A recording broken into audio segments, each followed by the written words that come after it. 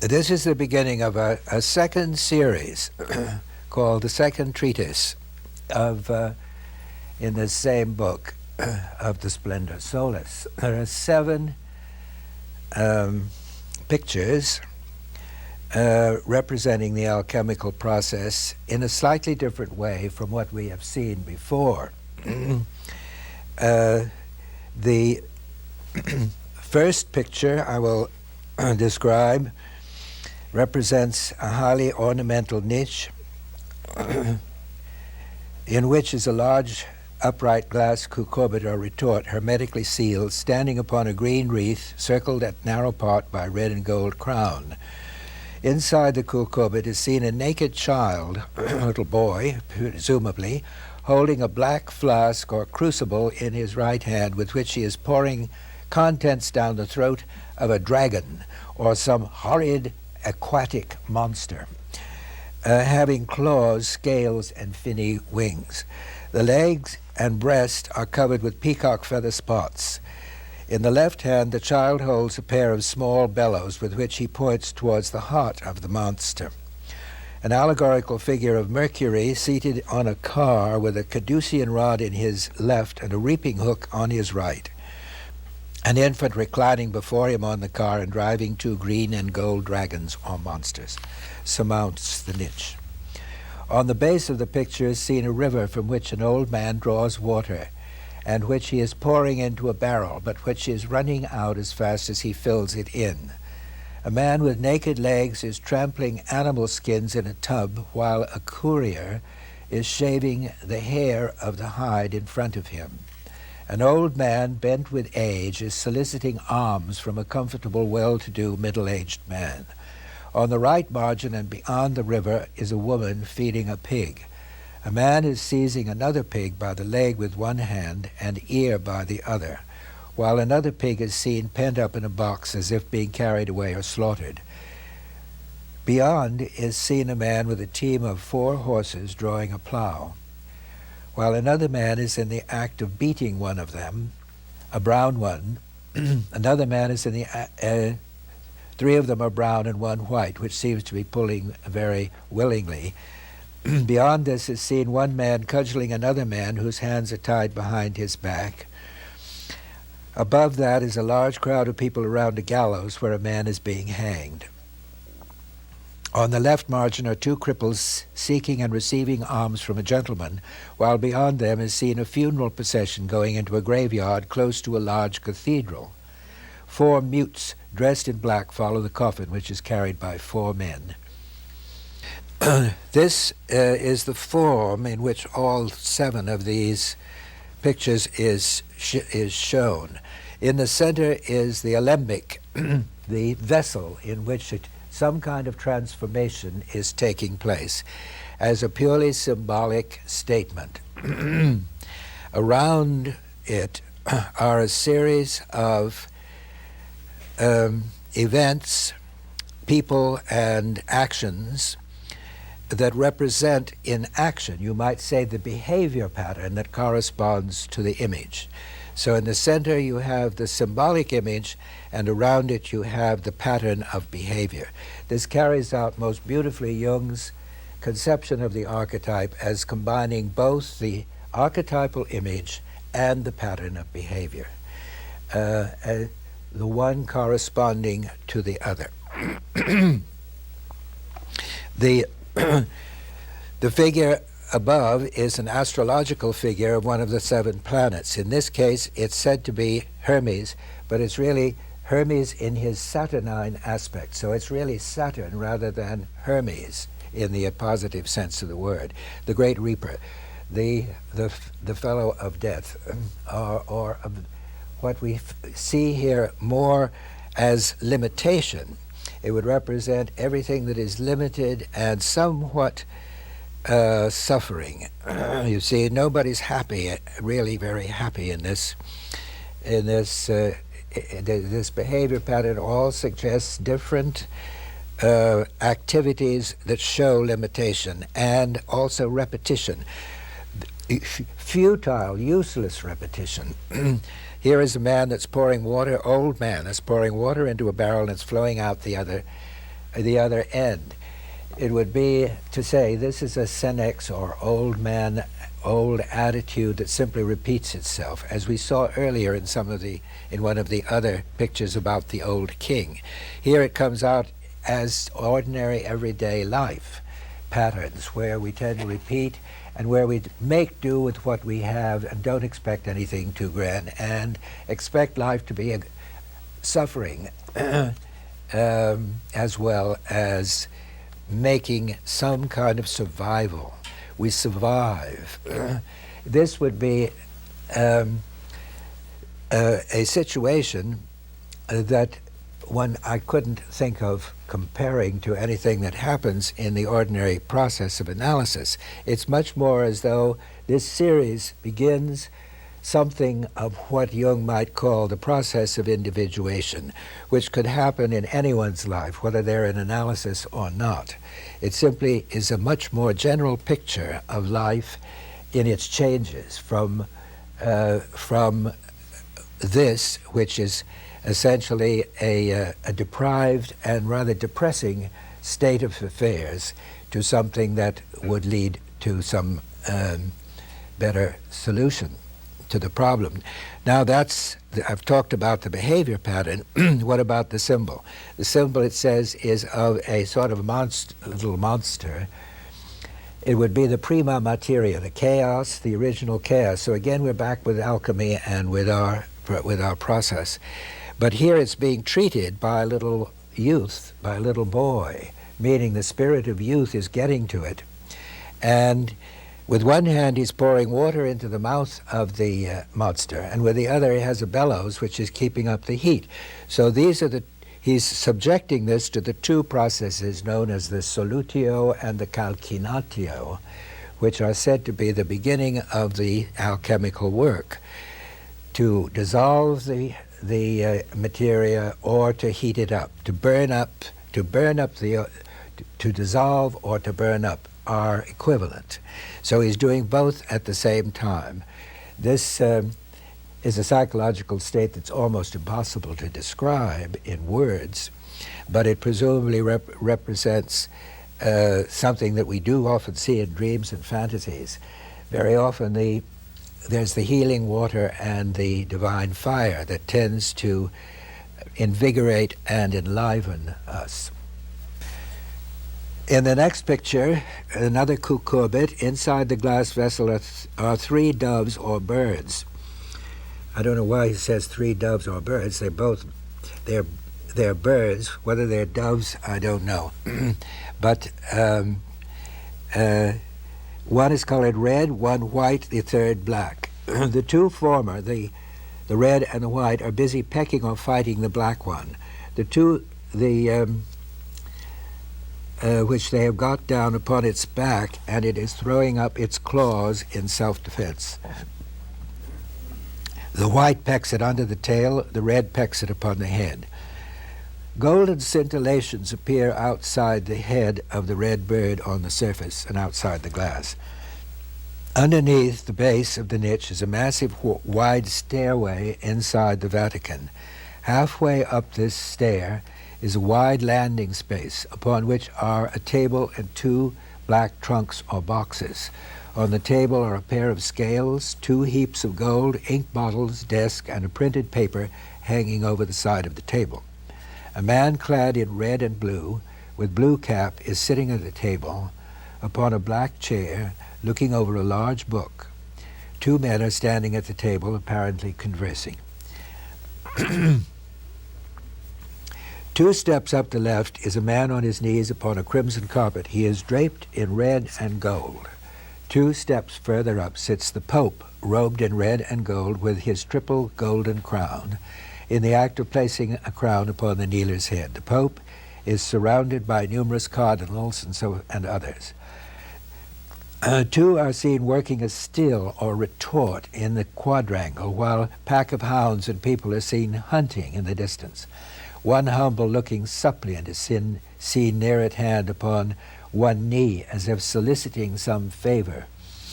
Surrounding the niche, and that is surmounting it, is a mythological picture of a man with 2 arrows in his hand sitting upon a car which is drawn by 2 peacocks. Upon one wheel of the car is Sagittarius and on the other Pisces. A knight is upon one knee handing him a dish. The radiance of the sun shines behind them.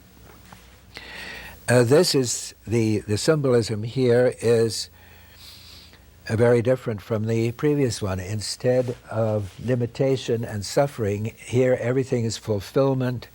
The king being crowned by the Pope, money and the importance of the state, of the idea of empire and fulfillment for the whole community is emphasized here. And it's under the sign of Jupiter, meaning the king of the gods, and it therefore compensates or represents an opposite point of view from the previous one. We'll see this throughout this series, that one tends to compensate, or as you might say, complement the one before, so that you get a sense of a pair of opposites that are not in conflict but are simply playing one against the other. That's the activity going on, the pattern of behavior. The symbol is now that the little boy has treated the monster and got things going, got the heat going, and got the process at work. There, it becomes more active. The red and the white become active against the black, which, of course, is we know is the way the process moves from black to white to red. And so it's like saying, now we can already see the beginning and the end of this. It can move from black to white to red, but it's still represented by birds, not by human beings, and so it's still going on, as it were, in the unconscious. It is not yet something that could be quite consciously understood, but presumably this symbolism is right for this second stage. The next picture is a white bird with 3 heads, each of which is decorated with a golden crown. Above in the niche is a mythological representation of Mars with shield and spear and sitting upon a car with a coiled up serpent before him. On the front wheel is Capricorn, and on the hind one is Cancer. The car is drawn by 2 foxes. Underneath and around the margin is a war going on between helmeted and armored horsemen with red and gold skirts outside their armor, the populace on foot armed with spears. There's a burning of houses, seizures of cattle, possibly intended to represent scenes from the Swiss War of Emancipation. So, in contrast to that picture of ebullient wealth and power, and both religious and worldly, we have here a battle scene under the sign of Mars, who is the god of war, from an allegorical point of view. The idea of the symbols on the wheels, Capricorn and Cancer, one is an earth sign and the other is a water sign, and it's often said in astrological circles that they fight. They don't get along together. If a Capricorn man marries a Cancer woman, their marriage is likely to be difficult.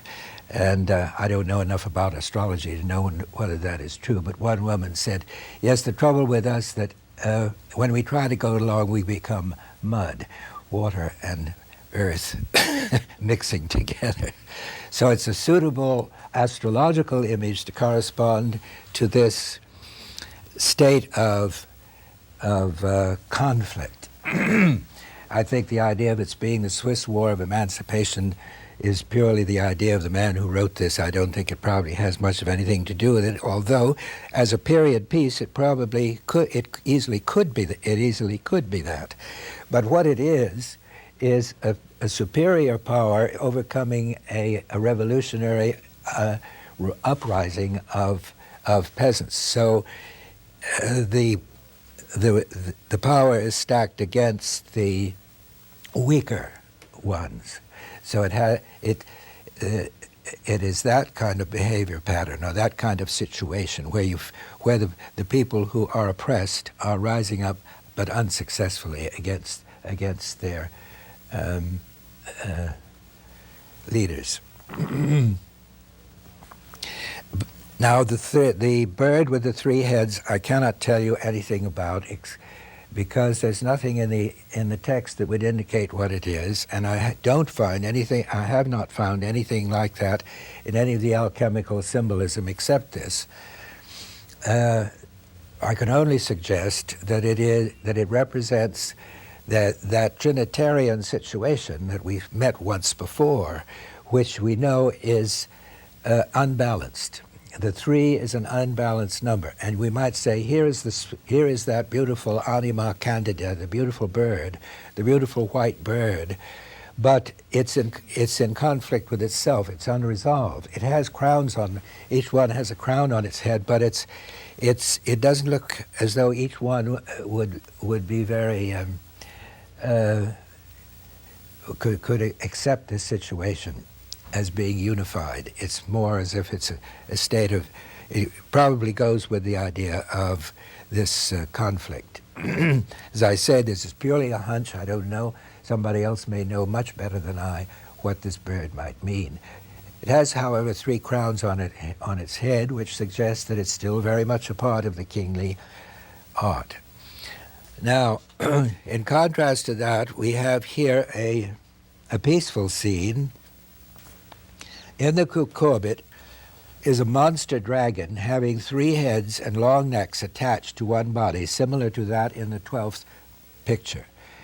The heads are turned to the right, that is, nearest us is white, the center one is red, the farthest one black, the necks are all speckled green. The niche is surmounted by an allegorical representation of a king in golden garments and seated upon a light green two-wheeled chariot drawn by two horses with golden harness over golden-tipped clouds. There is the figure of Leo on the wheel. Before the king is a golden sun aslant and on a level with his face, from or through whose influence the king is enabled to radiate a golden emanation or halo. This is the sun in Leo.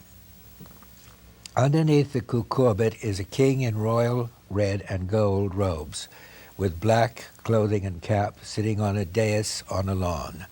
Before and around him are 10 courtiers in magnificent apparel. The right marginal continuation of the landscape shows well-dressed men at athletic sports, stone heaving, wrestling, archery, and so forth. On the left margin is a king with a crown on his head and dressed in blue and purple robes, standing, watching two men at sword exercise. Two boys are standing by, holding in their hands two other swords as if in attendance upon them. We have here a scene of peaceful cooperation, diplomatic association of the king with his courtiers, all on the same level, no idea of power over those of a lower station, but rather a good relation between them. And then instead of fighting, we have friendly sports. We have sporting scenes behind, as though what had been hostility is now peaceful cooperation. Well, why then in the center is this monstrous dragon? Well, if you compare this dragon with the three-headed bird, you can see that, I think, how very much more flexible and alive it is. It's as though those birds represent something almost static as compared with this dragon. Each one of those heads is extremely alive. The white one, the red one, and the black one. And those are our colors again, the colors of the alchemical process, the white, the red, the black, the white, the red. But what is in the center head is the red one. Both the white and the black take slightly lower positions, meaning that the red is about to come into view, meaning the final stage of the work, the rubedo. Why is it a dragon? Well, if you think of that miserable little dragon in the first picture, you can see that it's come to life. And far from being bad, it's the life process that's going on in the work. Just as the Chinese dragon is so positive, and in comparison with our dragons in the Western world that tend to be so negative that heroes have to overcome them, the Chinese dragon and dragons like this represent simply embodiment of the life force that is enlivened to create from the ground up, and again, not from above down. So looking at it again, that white bird is too ethereal, isn't it? Too much the assumption that spirituality comes from above. The dragon is much more earthbound, but it does have wings, meaning that it's coming up and will be ready for some kind of flight. The sun in Leo obviously represents the fullness of the rubedo, or power.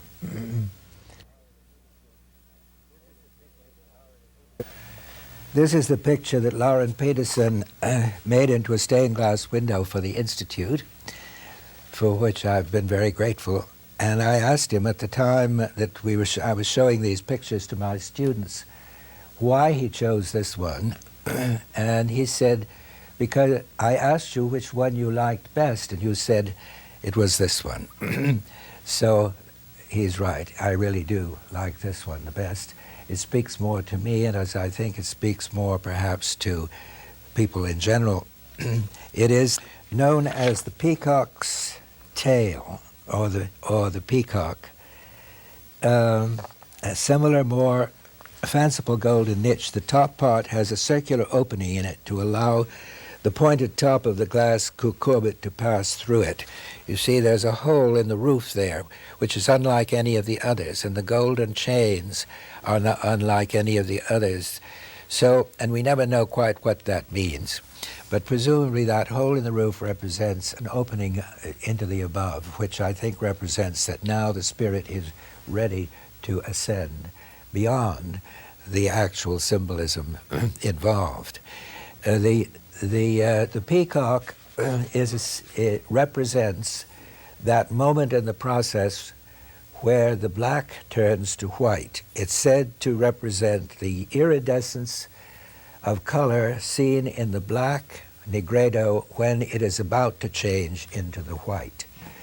And so the iridescence of color is likened to a peacock's tail. So this always represents the beginning of the real process of redemption of the shadow, I would say, in a psychological sense. When people have, as it were, really accepted the shadow side of life fully enough, that is the nigredo, then perhaps they can go into this next stage of feeling that they are really ready to affirm a new and more healthy attitude to life. It is not, however, an inflating image, because it does not represent the day. It only represents the beginning of the new day. It is dawn, not noon or not afternoon. But what is going on in the pattern of behavior that corresponds to this image is people relating to each other. They're all couples relating, men and women relating to each other They are eating and drinking, reading books, playing music, making love, dancing, riding, swimming, and simply conversing with each other. And the astrological symbol above is of Venus and Amor, or Cupid, with the car being drawn by the doves.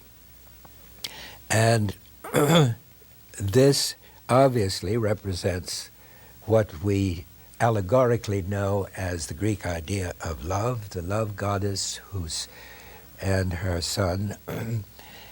But translated into psychological terms, I think we would call it what is generally known in Jungian psychology as the Eros principle. In other words, the Eros principle is not just love, it is relatedness. The ability, because what the picture tells us is that in many different activities, people are relating, meaning they are leaving each other alone but are also very close together. It's which is the essence of real relationship. Now, by way of contrast, what would be the opposite of the Eros principle? Theoretically, we could say it was the Logos principle. And so let's see if it is. A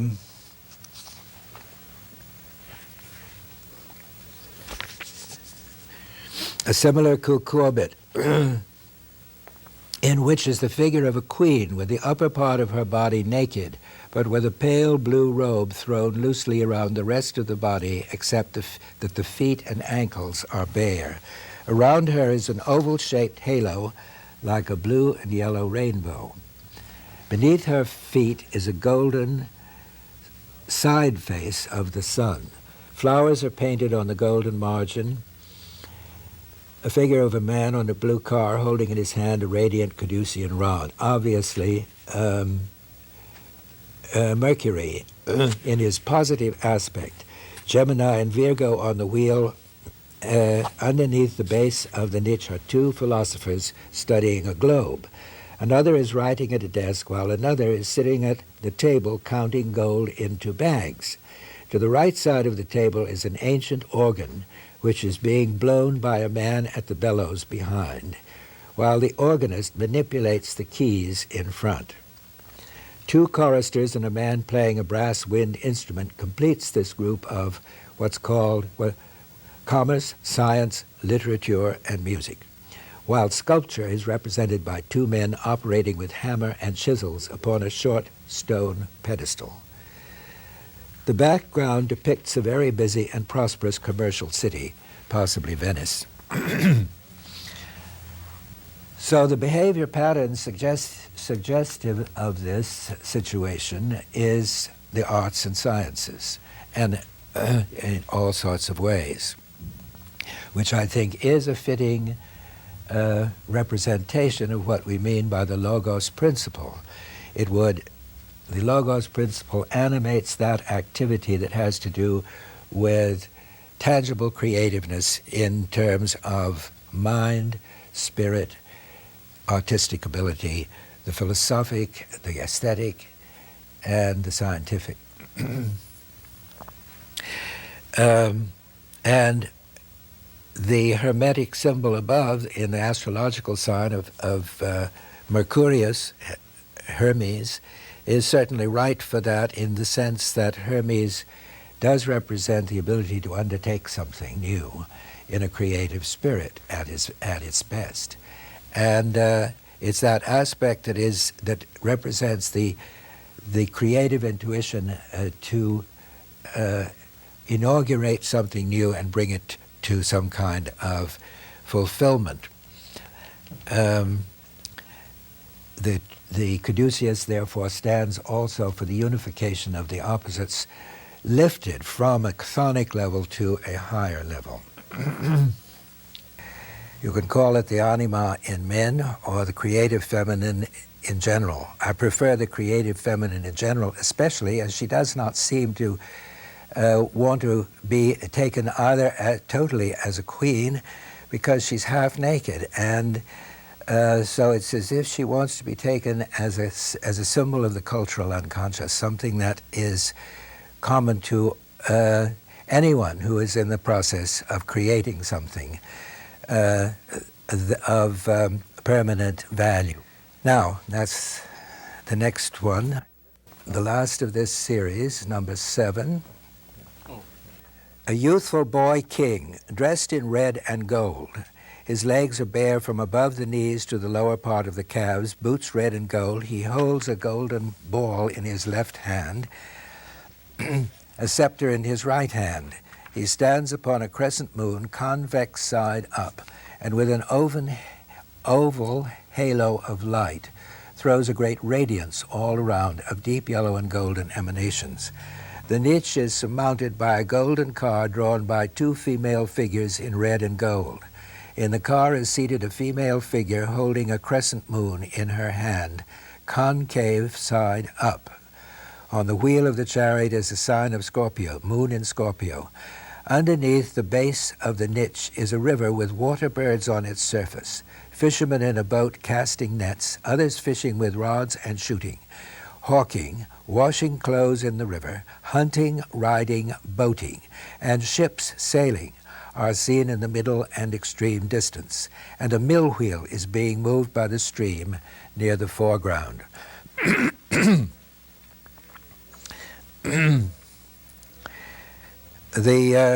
Clearly the boy king in red and gold represents the rubedo, the end of the process, the end of the alchemical process that has gone through the transformative stages of black to white to yellow to red. And so we might say, at last, the masculine principle is triumphant and stands for this wonderful sun-like radiance. But the picture tells us something different.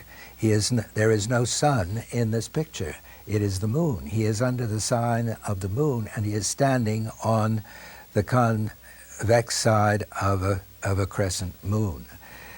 So that it says that this is not a disembodied symbol of the masculine, a pure symbol of the masculine, but of the masculine tempered by the feminine, associated with the moon. And the astrological sign above is clearly Luna, the moon. So it is like saying the culmination of the work has to combine the two poles of the opposites, sun and moon, sun, Sol, and Luna.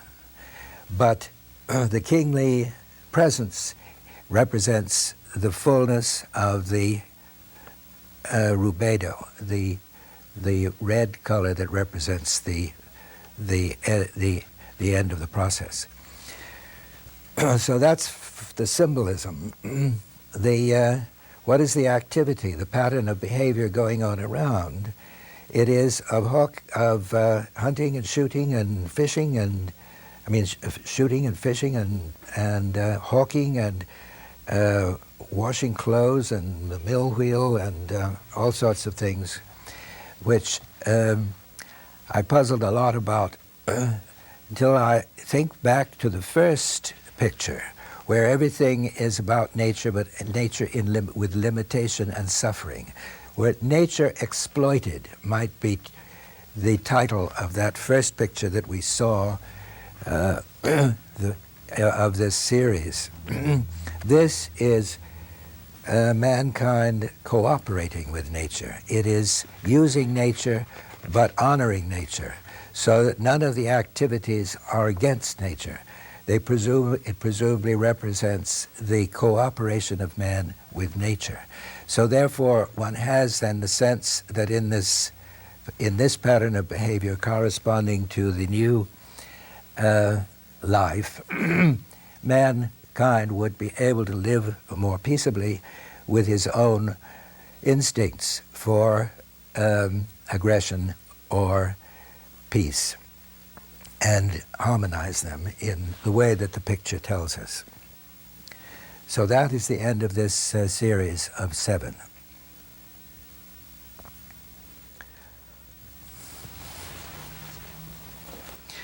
Now we go on to another series, the third treatise as it's called, which is a series of only 4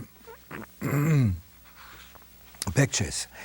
It is as if this Solomon Trismosin, whoever he was, decided to, at the end of this series, to see how he could possibly compress the whole of the alchemical process into 4 pictures only, with something that I consider a kind of special metaphor for the kind of psychological development that we are concerned with in analytical psychology, or even in psychiatry in general.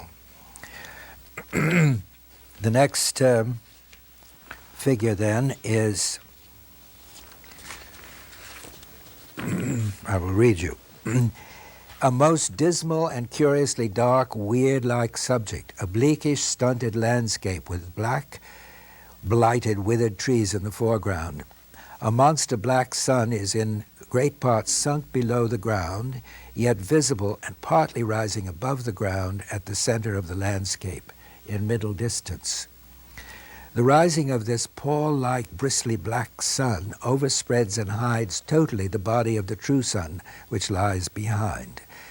For behind is to be seen golden radiations of the true sun. The clouds above are red, and the buildings seen afar off are also red and glowing. Faint golden radiations are to be seen shooting through all this foreground of blackness. We may ask what that is supposed to symbolize. Well, obviously, from what I've told you so far, you can guess that it's either the prima materia, the chaos, or it is the nigredo, the blackness.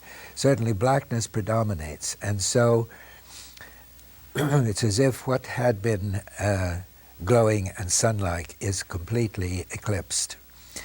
So what do we think of such an emotional situation that might correspond to that? And of course the answer is depression. When people are depressed, it's as though the light had gone out and they are, as it were, in darkness without any hope of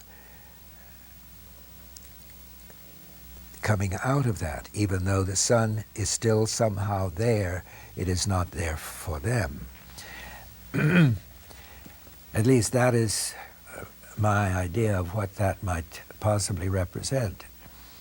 In terms of the alchemy, of course, we know it represents the beginning of the whole process again. It has to start in the darkness. It starts in the blackness. The blackness must be fully accepted before anything can happen. And that's why people in a depression will often tell you, you say that I will get out of my depression, but how do you know? They cannot believe that they will ever come out. That is the characteristic of depression. How do you know? I say because I've never seen anybody who didn't, but that doesn't comfort them at all. So we have to live with the blackness in those situations where there is that kind of depression. But we can talk about what to do about it. And so the next picture is a long room where there are to be seen 10 children of various ages at play. 6 of these are naked, 3 are clad in blue, and 1 in yellow. Hobby horses without legs and little paper windmills, a cushion made into a car to give rides upon form the chief amusements. The mother sits at the extreme end of the room, nursing a baby in her lap and keeping a watchful eye over the family. She is dressed in red and gold with a black cape. A jackdaw is seen hopping about on the floor. Cat in the corner, a bath and basin on the floor ready for use, 2 bottles containing yellowish liquid on a shelf over the door.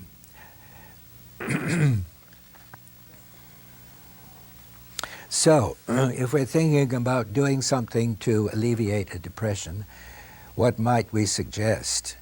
Presumably play. If it were possible to play. Children at play suggests the creative play of children as the antithesis of what a depression might mean. Children play because they can't help it. It's their nature to play with things, to play with life, to not care about achieving anything with it, but just simply to play at it. And very often the people in a depression are suffering from being disappointed in their hopes and expectations and can hardly wait to get back to the achievement program that they left behind. And the advice that might be given to them is don't do that, just try to play. Or let play go on somehow in the fantasy that you might possibly, anything that might suggest play to you, don't get rid of it, but encourage it. And we certainly hear a lot from child psychologists today about the importance of play as creative for children at a certain age, without which there is no development. They do not develop, they do not grow up. The number 10 of the children might be of significance, I don't know. 10 is the number of the Pythagorean tetractys, which probably has some meaning of the totality of an experience, to enter into it fully. Just as children enter into their play absolutely fully, so should we enter into the idea of totalizing a reaction instead of only just entertaining its possibility.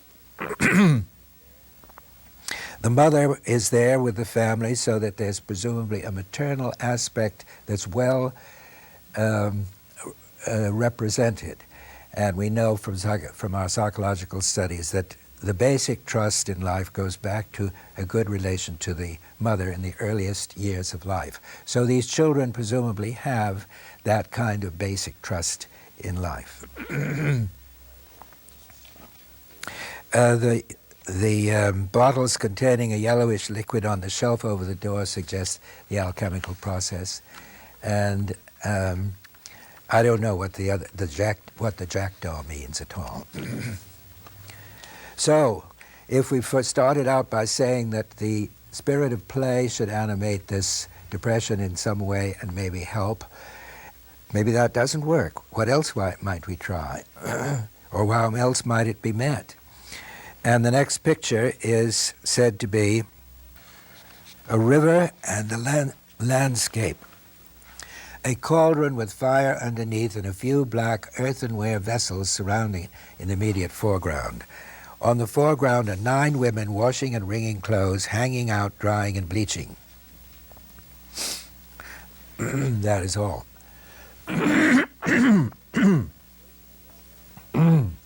This is a well-known alchemical symbol, the women washing clothes. You might think that this is purely a kind of domestic situation.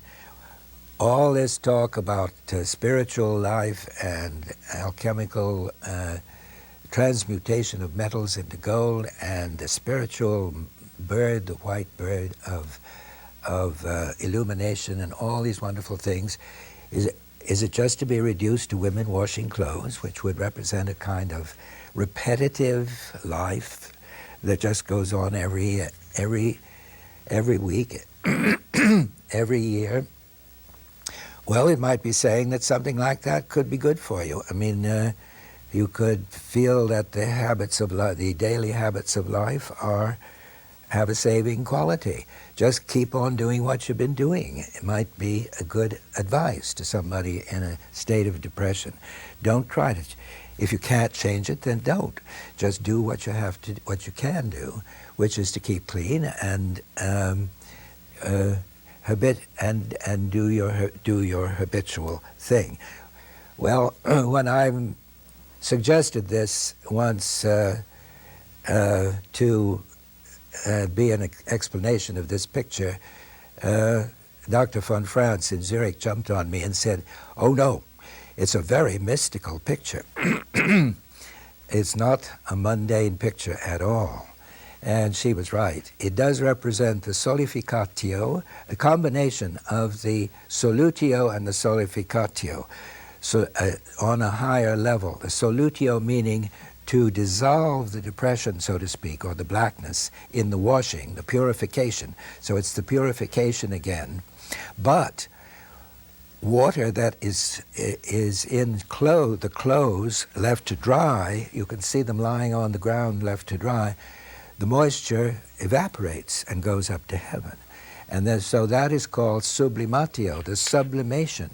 So it's the combination of solutio and sublimation that represents this stage, as if it were possible to process the nigredo in such a way as to allow it to really go quickly from purification into the sublimated state of what?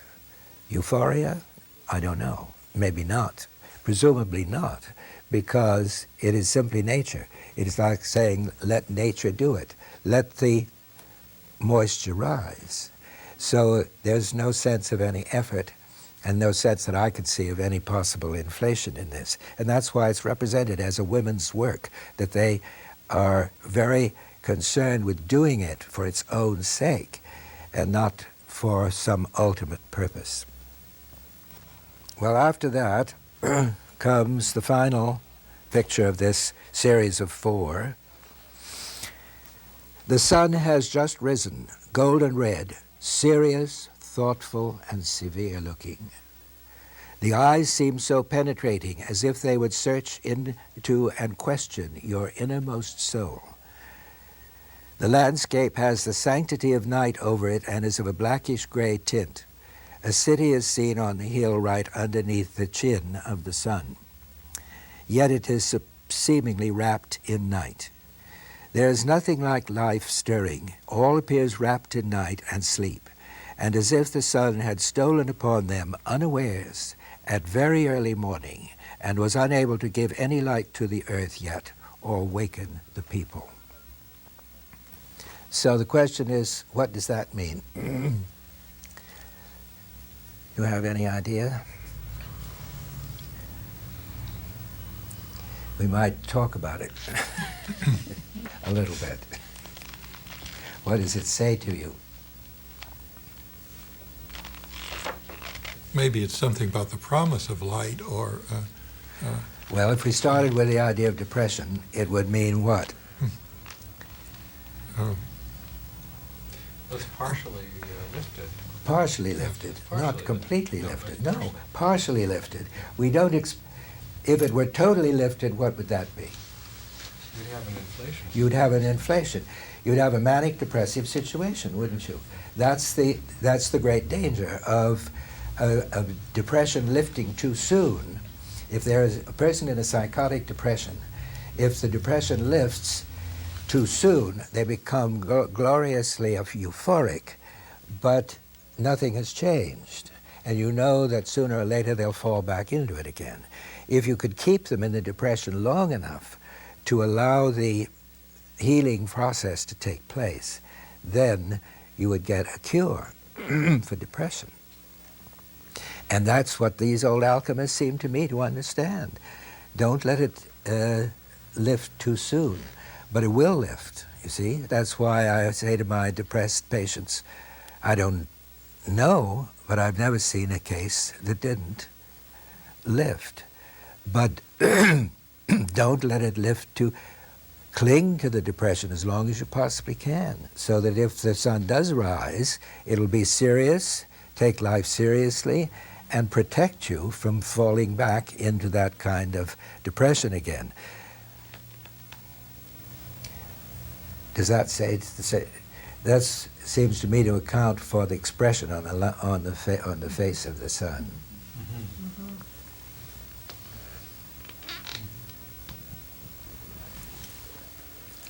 Well, that's the finish of the whole series, and I thought, for the time that's left, we might just discuss things.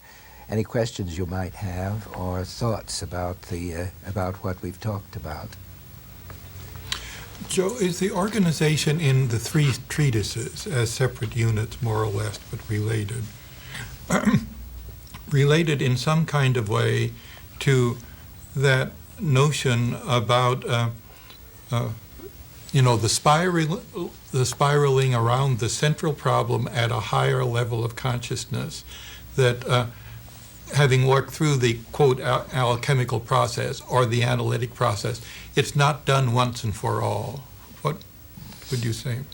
Oh, yes, I think that's over and over again. It seems to me to say that. If you think back over what we've seen this afternoon and talk about it, it's as if it doesn't let you think that you're just moving ahead in a kind of linear way. It keeps going back, and that's why so many of the pictures are compensatory to the previous one, and how they keep referring back to what's gone on before. Isn't that also an aspect of that last picture of the washing? Yes, the washing. The washing goes on over and over again. Those women washing clothes say, we do this many, many times. And this, of course, speaks right to our own work. We know how many times we have to go over the same problem. I've had people say, read the same thing, which explained a lot to them, some psychological book, and then they say, oh, I read it the third time and I understood it for the first time. You don't get it the first time. You have to, and that's the way that it is with this kind of process. Once you get used to that, it seems natural instead of a defeat. Otherwise, it would be a defeat to keep going back all the time.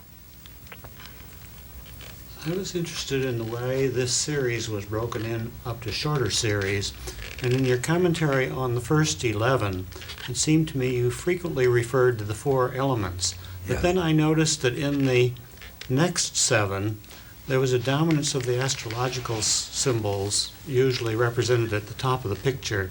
Do you attach some significance to the way that happens, that those astrological symbols are concentrated in that short series of 7? Well, you see, I think the short series of 7 is all on a more conscious level than the first 11. The first ones that I showed is more the kind of basic changes that take place or fail to take place or almost take place or whatever it is. The kind of real psychic work that we do that is never quite perfect, never quite conscious. It's as if the conscious keeps coming into it all the time and messing it up or suggesting something a little different. And so it's more, but at the same time it's more basic, and that's why the elements are so present there. It's like saying we're still processing these elemental things. The archetypes are not speaking to us yet up here. They're only working down here, but they're not talking to us. When we get to the series of 7, it's as though the archetypes are ready to show themselves and be understood. That's why the astrological pictures are above. It's as if, because you see, astrology is a system of knowledge that was devised to explain some of the personality problems that people have, and even problems of different ages, so that it's like a sort of a calendar of events, something that you can predict almost. Whereas when you're dealing with the elemental forces, you don't know what's going to happen or what's going to come next. But if you're dealing with in a slightly more conscious level, then you do know more what's going to happen. So if it comes into our work, for instance, it's usually at later stages of analysis when people are already beginning to understand how to use the material themselves on the basis of what they already know. Are those in relationship to the outer collective situation, as the first 11 being more the inner process? Yes. I think of those things that are going on in the alembic as being more the real symbolic material, and what the astrological signs and those patterns of behavior are more in the sphere of everyday life. And here is where we come to this perennial question of whether what we should be doing is analysis by a symbolic method or by a clinical method. and we're continually discussing this. Some people are doing it from a clinical point of view, and some people are using a symbolic method. Well, I don't think it's. I think that's a false dichotomy. I think we're doing both all the time. We are dealing with the symbolic material, the elemental material that comes up. We're also dealing with the patterns of behavior all the time. And how do you get them separated? You can no longer, you could not possibly separate them and do justice to an individual's need. At least that's sort of the way I think. This moves in a different way, but it's this. It's something about this actual image of the dark that it's so compelling in a way, because you have the natural landscape, but you have the whole dark figure behind that of the dark sun, and there are no persons in it, and there's no city in it, and it looks as if that face is really looking out through a kind of a watery or unconscious element, but you have the rays Yes. all the way around. And it feels to me, more than this one, like the presence behind the human condition, or even behind the elements, really. I just had never noticed that before, Yes. because you can see the whole thing. Yes. Yes. Well, I think you're quite right. It says the sun is still there. The creative principle is still there. It's an illusion to think that it's gone. And this is another thing that one might think of in dealing with depressed people, or with life, in that sense, that the the Platonic image never dies. And the expression in the eyes, you see, of such bewilderment or longing, or as if it really is looking from under the water, or Yes. from behind Yes, that's right. a screen. This one is conscious and knows Yes. that there's trouble. Yes. Anyway. Good.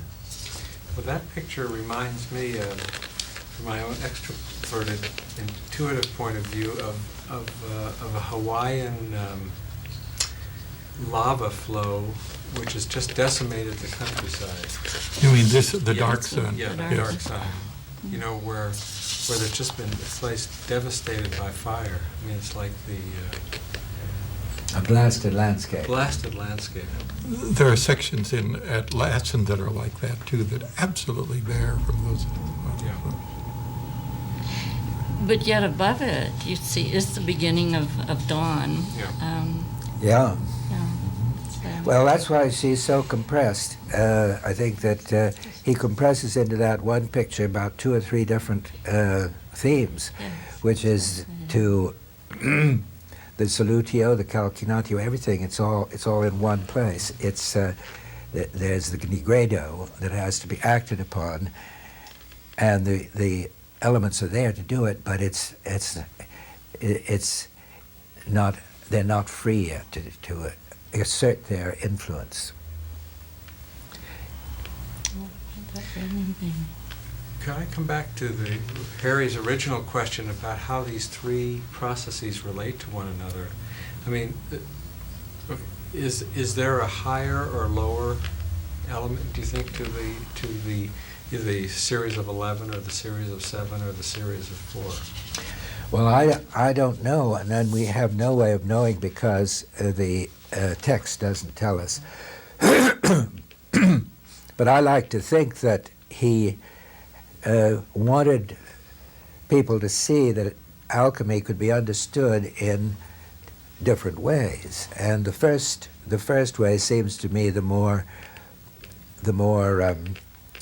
basic material of alchemy, and the second more what it is like in the culture that could be philosophized about. It's more philosophical alchemy. The first part is more like real alchemy, the alchemy that where they really thought they were making gold, you know. Jung said once to me that you know, in the Middle Ages, they really did think that they were going to make the gold. And that's what made their philosophical imagery so real. In the later stages, in the later Renaissance, the 15th, 16th, and 17th centuries, alchemy became detached from the actual work of the what we call from the laboratories, the puffers as they were called, who believed that they could still make the gold. And when it became completely detached from that, it began to become less real. It became more philosophic, more like you could think this or think that or think something else. Whereas when they believed that they could really make the gold, it was like the modern chemist or physicist. They know they're working with real things. They're working with real atomic energy. That was how they felt about what they were doing. So that's why I think that that earliest group was more in line with that earlier period. And the second was more in line with the philosophical alchemy that started with Paracelsus in the 14th, 15th centuries and reached its zenith in the 17th century. And then, so I think that this 7 and then the 4 pertain much more perhaps to this later period. Would you say that one series is closer to what you might say more archetypal, and another series is more connected to the cultural unconscious? Or? Well, I don't know that I'd say that, because it's so permeated with ideas of both all the way through. But I do feel about the second section. You see how much shorter time it took us to go through it. It's as though it speaks more directly to the conscious. You can see it more clearly. And whereas in the earlier period, a lot of it is sort of a guesswork. And therefore, that's why I think it belongs to an earlier period, and the 7 belongs to a somewhat later period. But I don't know. I mean, I don't know what Trismosan was trying to show, if anything. But I think that many of the alchemists were doing these things the way modern people do active imagination. At one time, the active imagination may come more spontaneously and seem to be purer. In the early period of analysis, for instance, it often seems purer than it does in later periods, where later on it begins to be a little too composed. It's more like art, like they were doing works of art instead of the real material coming up. And I think of that earlier period much more as the real material coming up before they know what anything means. When they begin to know what things mean, it becomes a little bit less genuine, a little bit less archetypal. It's still real and important. And then it does enter more into the cultural unconscious. The cultural unconscious becomes more important at that time, perhaps, than the archetypal unconscious.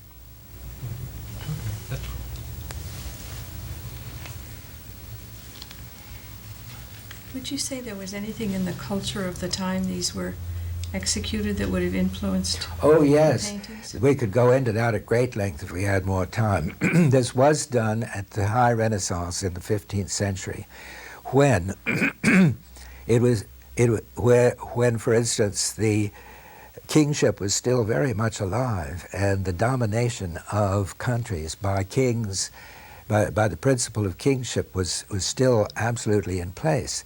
And a lot of this is subversive to the whole principle of worldly kingship. It's and Christianity. It could easily be regarded as heretical to Christianity and dangerous to the whole principle of invested power. because it keeps bringing in these feminine symbols, the symbol of the feminine, and of nature, and of these elemental forces, and so that would be that adds something to the importance of these pictures for the people of that time. They were dealing with dynamite in a way, because they were talking about things that did not at all fit in with the outward forms of culture, and might get them into serious trouble if misunderstood. But also they had that wonderful sense of decoration. I hadn't mentioned, you see, how these designs all around here reflect the spirit of the Renaissance. The animals and birds and plants,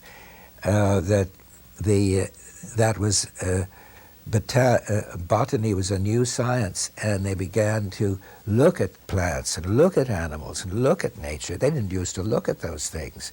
It was a brand new vision that they had of nature. They they hardly looked at anything but the insides of the castles or places in which they lived, or the paintings and sculptures and stained glass windows of the cathedrals and churches and houses. That was nature was regarded as dirty and sort of chaotic and unhealthy, and there was very little of what we would call the appreciation of nature. But that all began to flower at this period of the Renaissance, when they suddenly opened their windows. They didn't even have windows down to the ground in those days. French windows were not even invented till the 17th century. They had small windows, and they looked out on nature as if it was somehow to be kept out, to be threatening. And suddenly all of nature became alive, and then you had the poets like Dante and Petrarch and all of them writing about nature and extolling the beauties of nature. So that all comes in here, you see. So what we just take as pure decoration to them was much more using the aesthetic experience of the time to embellish the pictures.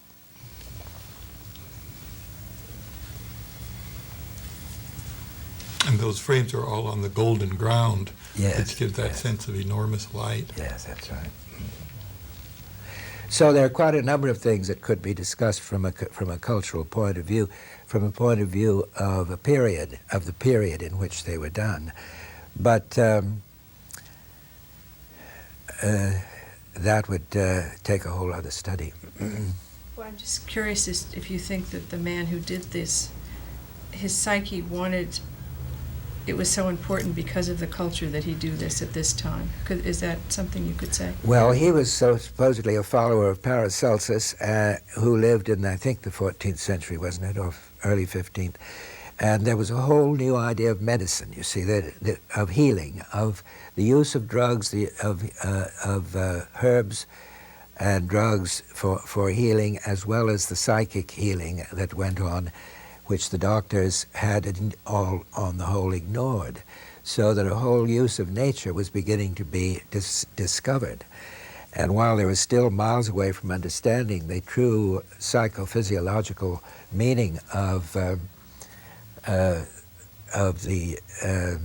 illnesses and of the time, they were beginning to be onto it. And that certainly, this man must have felt that he was adding what he knew and what he was interested in to that whole tradition. It would still be 200 years before chemistry and physics became the sciences that we know today, and yet these men were very fascinated by the changes that went on in matter, in the change from one metal or to another. And they projected into it the whole idea of psychic transformation. They didn't know that it was psychic transformation. They thought it was physical, but gradually it became clearer that these two principles would have to depart from each other, the physical and the psychological. So by the end of the 17th century, they had separated completely. And the practical part of alchemy went into chemistry, and the philosophical part went into discovery of the unconscious.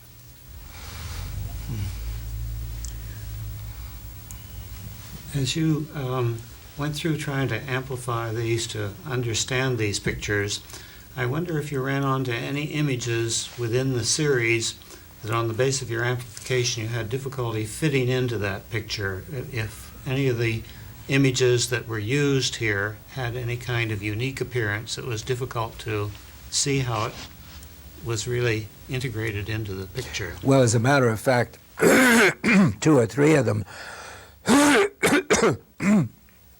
do suggest that they might just as well have been left out as kept in. For instance, the one about digging in the earth, you remember? The one that had Esther and the king Ahasuerus, and the next one after that about the alchemical tree. Those could well have been separate, and he might have put them in later even, just to emphasize the importance of the feminine coming in to be accepted. And I think that some of the others might have been not quite in the true line of development, but he put them in such a way that they can be taken as such. And of course, one can't be too sure of what they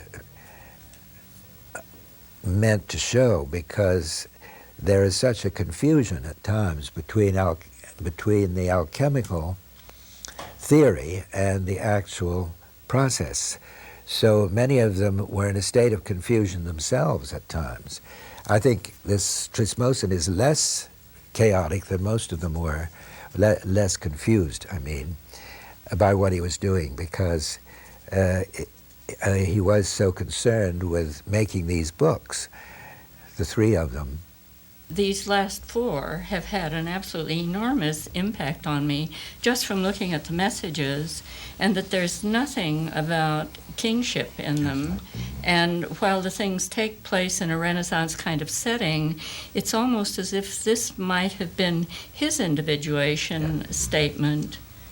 And because the expression on the first and the last face first and last sun face are so compelling, and the 2 things in between, the children playing and the daily washing, it just feels to me like that very simple, kind of understated recognition of himself in some kind of way. I think that's very good suggestion. I think that's exactly what needs to be said about that last series. You were quite right.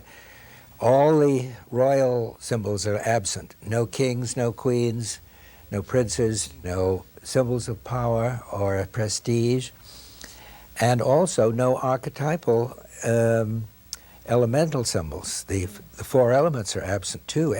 All those things that we took as being so important in the earlier 2 series are absent. There is no symbolism in the sense that we usually use the term symbol. It is as though the reality of the individual and the imagery comes together in one series and so I think you're absolutely right. This probably represents his own most true impression of his own individual process after having gone through all the symbolism and all the playing back and forth of compensatory imagery.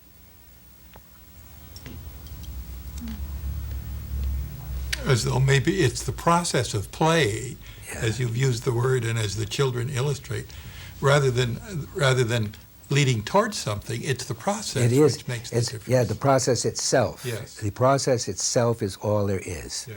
not the origin nor the goal. Yes. But it's fascinating when you say that, because it's both the process of play and the process of a repeated daily Daily activity. activity Yes. or chore. Yes, those are a pair of opposites. Yes. No, complementary. Complementary. Complementary yeah. opposites, yes, Yeah. exactly. Mhm. Yes. I think that's absolutely right. Georgia said I should ask again about the crown around the root of the philosophical tree. She liked that answer. Okay, well, the crown around the philosophical tree simply means to me that it's saying that it is the philosophical tree, not the nature tree. There are a lot of other trees in these drawings which I could have pointed out as we went along, but they're natural, they're nature. For instance, in that first picture of the man holding the alembic in the four elements in solution, there's one tree. And in the next, standing there behind him, in the next picture of the separatio, the separation, the one with the knight holding his sword, there are two trees. You see, it's as though he wanted to show that nature is keeping step with the process, or the process is affecting nature, but it's still nature. It's not yet. Nature is still not a part of the process, and the process is against nature, as they called it, contra natura. And it has to start contra natura. So it says nature would take longer to bring about a change. Alchemical art does it more quickly.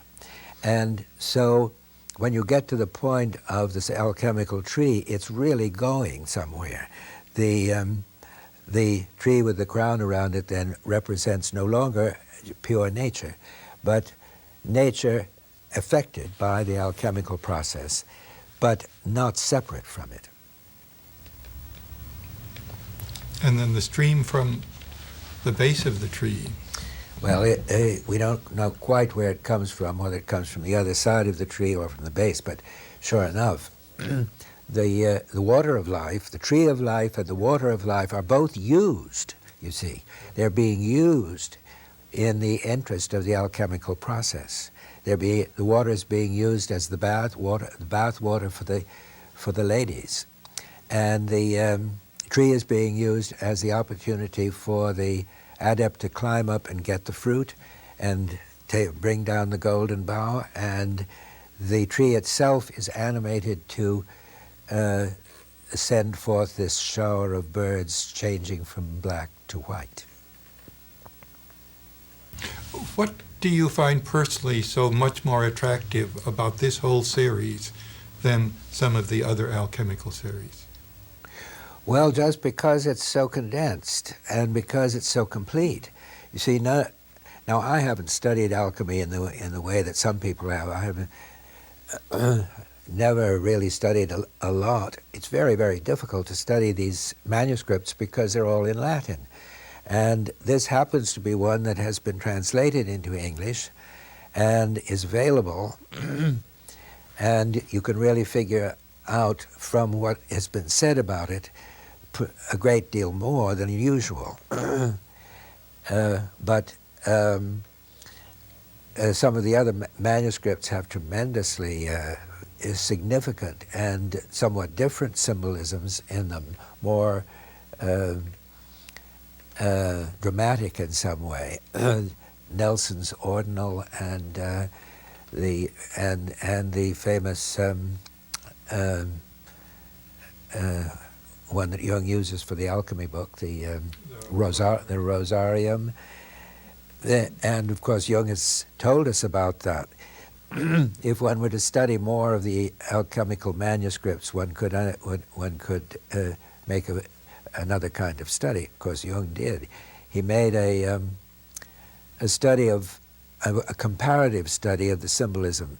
And it's on the basis of that he wrote the alchemical psychology and alchemy.